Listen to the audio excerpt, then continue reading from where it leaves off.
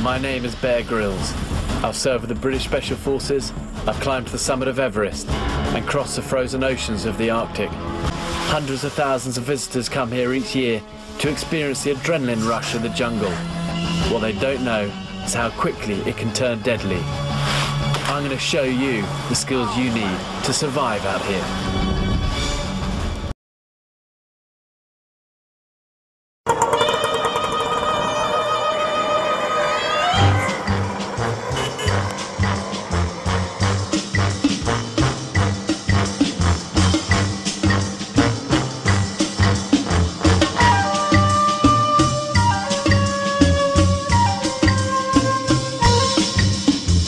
আমি bear Grylls. আমি গিয়েছি পৃথিবীর দুর্গমতম বিভিন্ন এলাকায়, দেখিয়েছি এসব জায়গায় কীভাবে টিকে থাকতে হয়। আমি গিয়েছি তুষার ঢাকা আলাস্কায়, পাড়ি দিয়েছি উত্তপ্ত সাহারা মরুভূমি, উঠেছি সুদীর্ঘ এভারেস্টের মাথায়। আর এখন আমি রয়েছি দক্ষিণ এশিয়ার অত্যন্ত বিপদসংকুল একটি এলাকা, খুলনা প্রকৌশল ও প্রযুক্তি বিশ্ববিদ্যালয় অঞ্চল। জীবন এখানে সিজি কেন্দ্রিক। এখানে একটি ভুল আপনার সিজি নামিয়ে দিতে পারে অনেক নিচে, এমনকি আপনি ব্যাকলগ হয়ে যেতে পারেন। তাই আমি দেখাবো এখানে সিজি ধরে রেখে কীভাবে সার্ভাইভ করতে হয়। আর এজন্যই আমি সাথে নিয়েছি কিছু প্রয়োজনীয় জিনিস, যেমন এক বান্ডিল চোথা, ইন্টারনেট সংযোগযুক্ত একটি অ্যান্ড্রয়েড ফোন এবং ডেসলার ব্যতীত কিছু প্রয়োজনীয় ওষুধ।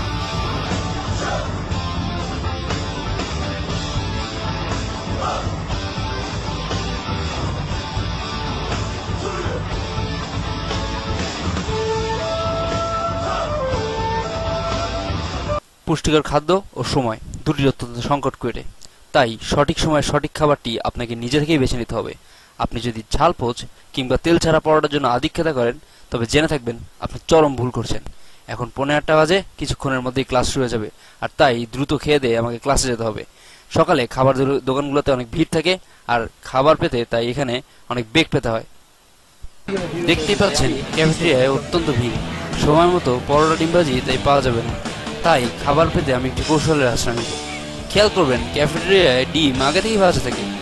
আবার জুয়েলের দোকানে ডিম বার্গার পেতে দেরি হলেও ডিম বার্গারের বন রুটি কিন্তু খুব দ্রুতই পাওয়া যায়। তাই আমি এই দুটো মিশিয়ে নিজেই ডিম বার্গার তৈরি করে নেব, যা আমাকে দুপুর পর্যন্ত টিকে থাকার প্রয়োজনীয় ক্যালোরি দেবে। এক্ষেত্রে বাটার বন হলে চলবে, তবে অবশ্যই বাটার বনের নিম্নমানের ক্ষতিকারক ক্রিমটি মুছে নিতে ভুল করবেন না।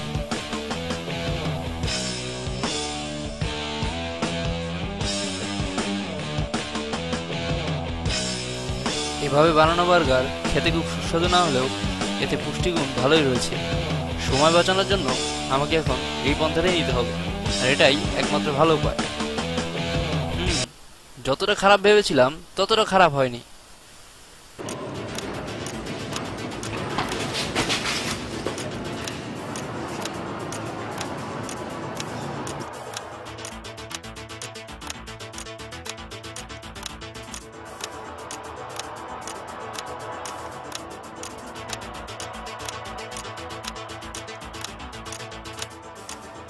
বোর্ডে লেখা দেখে মনে হতে পারে সার্জন হিব্রু সাহিত্যের ক্লাস নিচ্ছেন, কিন্তু এ ব্যাপারে টেনশন নেওয়ার বা ভয় পাওয়ার কোনো কারণ নেই। এ বিষয়ে আমার এক বড় ভাইয়ের কথা মনে পড়ে। দেখুন, আপনি যখন ক্লাস করতে যাবেন এবং আপনার প্রফেসরের সাথে ক্লাস করবেন, স্বাভাবিকভাবে আপনি বুঝতে পারবেন যে আপনি কিছুই জানেন না এবং কিছুই বুঝতে পারছেন না।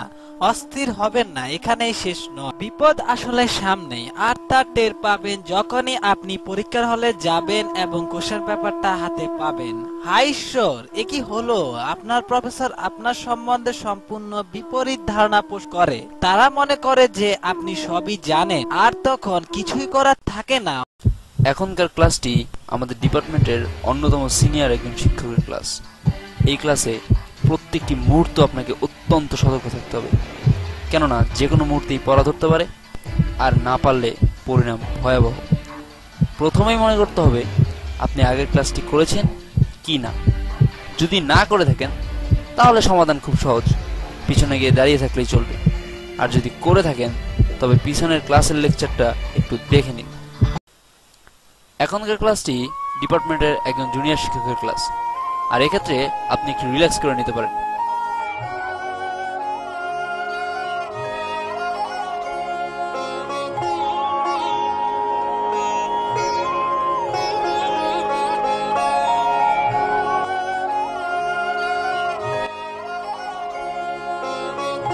এই ক্লাসে ইচ্ছা করলে লেকচার না তুললেও চলবে, তবে লেকচারটি পেতে আমি একটি টেকনিকের আশ্রয় নেব, আর তা হচ্ছে কার্বন পেপার টেকনিক। প্রথমে নিজের খাতার উপরে কার্বন পেপারটি রাখবো, এরপরে কার্বন পেপারটি সহ নিজের খাতাটি পাশের কোনো এক বন্ধুর খাতা নিচে দিব, আর এভাবেই লেকচারটি কপি হয়ে যাবে।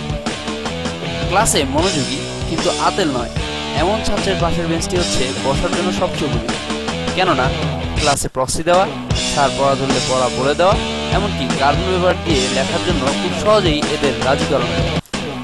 একটি কথা, জুনিয়র শিক্ষকের ক্লাসে কখনোই প্রক্সি দেওয়ার চেষ্টা করবেন না, কেননা জুনিয়র শিক্ষক ক্লাসের প্রায় সকলেরই ভয়েস চেনেন, আর এক্ষেত্রে আপনি প্রক্সি দিলে ধরা খেয়ে যাওয়ার সম্ভাবনা অনেক বেশি। সবসময় মনে রাখা ভালো, মেকানিক্যাল ডিপার্টমেন্টে শুধু নিচতলার বাথরুমের দরজাটি খোলা থাকে, আর এটা যদি আপনি ভুলে যান তবে চরম দুর্যোগের মধ্যেই পড়তে পারেন।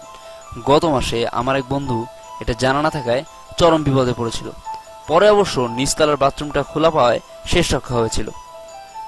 গত জুন মাসের কথা, আমি তখন নিচতলায় সেকেন্ড ইয়ারে ক্লাস করছি। হঠাৎ আমার প্রচন্ড চাপ এলো, স্যারের কাছে অনুমতি নিয়ে আমি বাইরে আসি, কিন্তু দুর্ভাগ্যক্রমে প্রথম তলার বাথরুমে আমার চোখ এড়িয়ে যায়। আমি পাগলের মতো দ্বিতীয় তলায় খুঁজে তৃতীয় তলায় যাই, কিন্তু হায় ঈশ্বর, দুটি বাথরুমই বন্ধ ছিল। আমার মনে হচ্ছিল আমি হয়তো আর সসম্মানে ক্লাসেই ফিরে যেতে পারবো না। হঠাৎ ফার্স্ট ইয়ারের একটি মেয়ে আমাকে এসে বলল, ভাইয়া, প্রথম তলার বাথরুমে তো খোলাই আছে। দৌড়ে গেলাম প্রথম তলার বাথরুমে। উফ, ঈশ্বর, মেয়েটি যেন তোমার দূত হয়ে আমার কাছে এসেছিল, না হলে খোদা না করুক যে কোনো দুর্ঘটনা ঘটে যেতে পারত। ডাইনিং শুরু হয়ে গিয়েছে। ডাইনিং এর ক্ষেত্রে সাধারণত যত আগে আসবেন তত ভালো বাটি পাবেন, এই নিয়মটি খাটে। বাটি নির্ধারণের সময় আপনাকে অত্যন্ত সচেতন হতে হবে। উপর থেকে দেখে বিশাল মাংসপিণ্ড মনে হলেও ভিতরে ফাঁকা কিংবা হাড্ডি দিয়ে ভরা থাকতে পারে। এখানকার মাংসের পিসগুলো দীর্ঘদিনের অভিজ্ঞ সুদক্ষ কষায়ের দ্বারা আনুবীক্ষণিক টুকরায় পরিণত করা হয়, যা সাধারণত উন্নত বিশ্বে লেজার কাটা দিয়ে করা হয়ে থাকে। গরুর মাংসের ক্ষেত্রে কোনো নির্দিষ্ট পিস না থাকলেও মুরগির ক্ষেত্রে থান ও ডানার মাংস নেওয়াটাই ভালো। ব্যাটসম্যানদের মতো রান নেওয়ার চেষ্টা করবেন না, কেননা এতে মাংসের চেয়ে হাড্ডি বেশি থাকে। আর দেরি করে আসলে কোনো ঝুঁকি না নিয়ে আমার প্রিয় খাবার ডিম নিতে পারেন।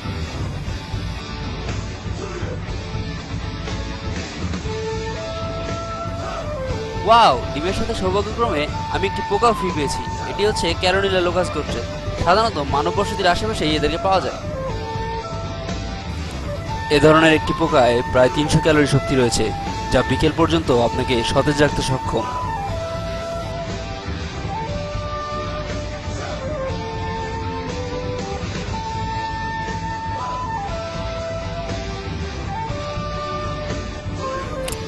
এটা খেতে ঠিক কাঁচা জামের মতো স্বাধীন এবং খসখসে, কামড় দিলেই ফেটে মুখের মধ্যে ছড়িয়ে পড়ে। এটা আমার আমিষের চাহিদা পূরণ করবে, আর একটা পেলে মন্দ হতো না। এখন ল্যাবের সময়। এখানে মনোযোগ দিয়ে ল্যাব করার থেকে গুরুত্বপূর্ণ হচ্ছে গতদিনের ল্যাব রিপোর্ট, আর এটাই আমি করে আনিনি। এক্ষেত্রে আমাকে একটু কৌশল নিতে হবে। অন্য সেকশনের একটি ছেলের কাছ থেকে ল্যাব রিপোর্টের টপ শিটটি খুলে এবং ক্যালকুলেশন পেজটি চেঞ্জ করে রিপোর্টটি জমা দিব। এটাই সহজ সমাধান।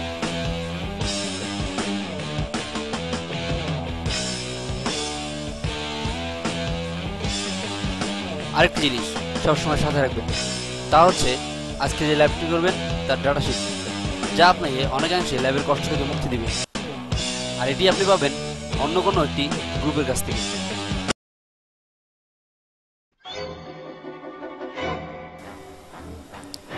একটু পরেই আমার সিটি রয়েছে, কিন্তু এজন্য ভয় পাবার বা আগে থেকে পড়ে আসার কোনোই দরকার নেই। তবে এজন্য আমি কতগুলো টেকনিক নিয়েছি।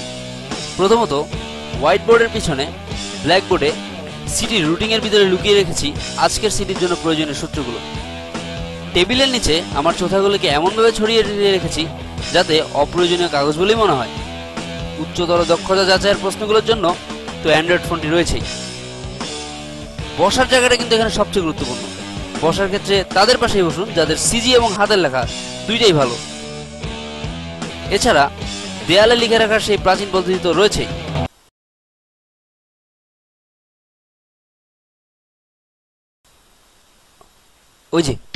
ওই দেখুন, একজন শিক্ষক। কুয়েটে টিকে থাকার জন্য সহায়ক কোনো অবলম্বনেই আপনাকে নষ্ট করলে চলবে না। শিক্ষকদের কাছে পরিচিতি কখনো কখনো ল্যাব কিংবা ক্লাসে বাড়তি সুবিধা দিতে পারে। দেখা যাক আমি কি করতে পারি।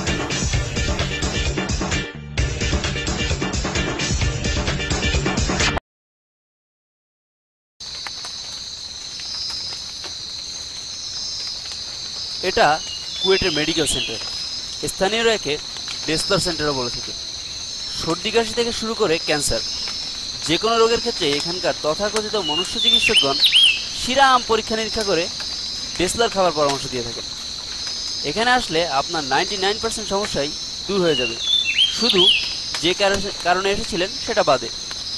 এক্ষেত্রে আমার এক বড় ভাইয়ের কথা মনে পড়ছে।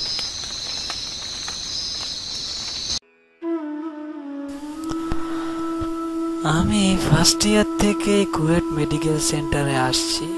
কুয়েটে আসার আমার 7 দিনের মাথায় আমার খাদ্যে হজমজনিত সমস্যা নিয়ে এসেছিলাম। ডাক্তার আমায় ডেসলোর দিল আর বলল, এটা খাও খোকা, তুমি ভালো হয়ে যাবে। আর আমি সত্যিই ভালো হয়েছিলাম। এরপর এসেছিলাম শীতকালে, যখন আমার ব্যাপক সর্দি হয়েছিল।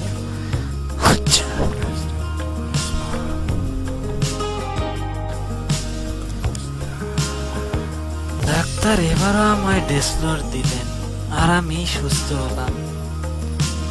এরপর থেকে মাঝে মাঝেই আসতাম এই মেডিকেল সেন্টারে। ৪র্থ বর্ষে থাকতে এসেছিলাম আমার গোপন রোগের চিকিৎসা করতে।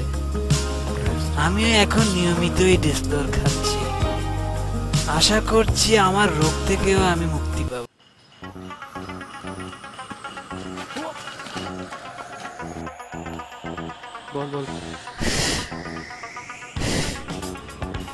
একটু শব্দ করবেন না, দেখুন দেখুন ওরা কি করছে। দিনের এই সময়টাতে অতিথিবাহীদের এমন জোড়া বাঁধতে দেখা যায় এবং রাত 8টার আগেই এরা নিজ নিজ নিয়ে ফিরে যায়। কুয়েটের অন্যান্য জায়গায় এরা দুর্লভ হলেও মেকানিক্যাল ডিপার্টমেন্টের পিছনে এদের দেখা পাবেন অনায়াসেই। আমি খুব সাবধানে এই জায়গাটা পার হব, কেননা একটু শব্দ পেলেই এরা জোড়া ভেঙে উড়ে চলে যাবে।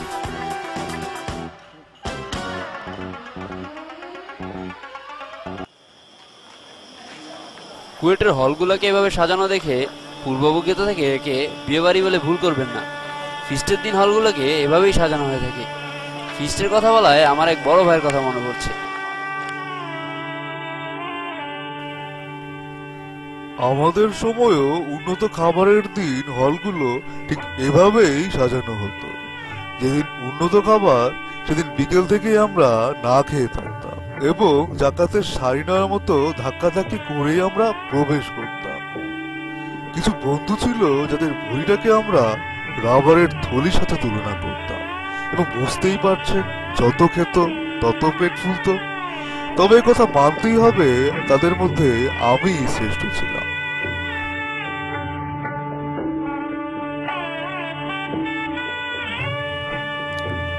আমি সব সময় দরজার মাঝ বরাবর একদম সামনে দাঁড়াতাম এবং টেবিলে আমার চিকন বন্ধুদের পাশে বসার চেষ্টা করতাম, যাতে তাদের বেঁচে যাওয়া খাদ্যগুলো খাওয়া যায়।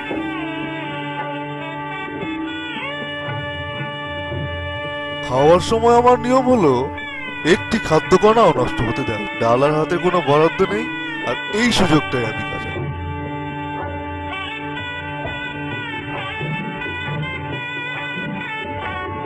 ডাল একটি চমৎকার। ডালকে মূলত আমি খাদ্যের সহযোগী এবং ড্রিঙ্কস হিসাবে ব্যবহার করি। তবে হাত ধোয়ার লাইনে ভিড় থাকলে আমি এটিকে হাত ধোয়ার কাজেও ব্যবহার করি। আর এভাবেই আমি কুয়েট থেকে সুস্বাস্থ্যের অধিকারী হয়ে বেরোতে পেরেছি।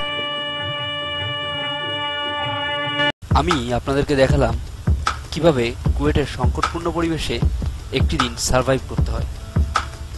আর এভাবেই এখানকার স্থানীয় অধিবাসীরা কুয়েটের প্রতিকূল জীবন ব্যবস্থায় অভিযোজিত হয়ে টিকে রয়েছে। ওই তো বাস ছেড়ে দিচ্ছে।